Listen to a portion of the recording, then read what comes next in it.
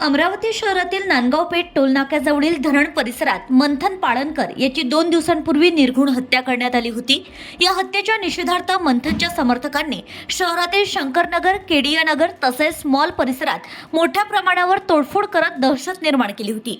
अनेक वाहनांचं नुकसान करण्यात आलं असून नागरिकांना धमकावण्यात आलं होतं। या गंभीर घटनेची दखल घेत पोलीस आयुक्त राकेश ओला यांनी तात्काळ ॲक्शन मोडवर जात शहरात दहशत निर्माण करणाऱ्यांविरोधात कठोर कारवाईचे आदेश दिले। त्यानुसार राजापेठ पोलिसांनी वाहनांची तोडफोड व दहशत माजवणाऱ्या प्रकरणात 12 युवकांसह 6 अल्पवयीन मुलांना ताब्यात घेतलं। शनिवारी सायंकाळी ताब्यात घेतलेल्या आरोपींची राजापेठ पोलिसांनी भर रस्त्यावरून धिंड काढत कठोर संदेश दिलाय। दहशत निर्माण करणाऱ्या आरोपींना पुन्हा शंकरनगर परिसरात नेऊन नागरिकांसमोर धिंड काढण्यात आली आहे। या कारवाईमुळे शहरातील भाईगिरी, गुन्हेगारी व दहशत माजवणाऱ्यांमध्ये भीतीचं वातावरण पसरलंय।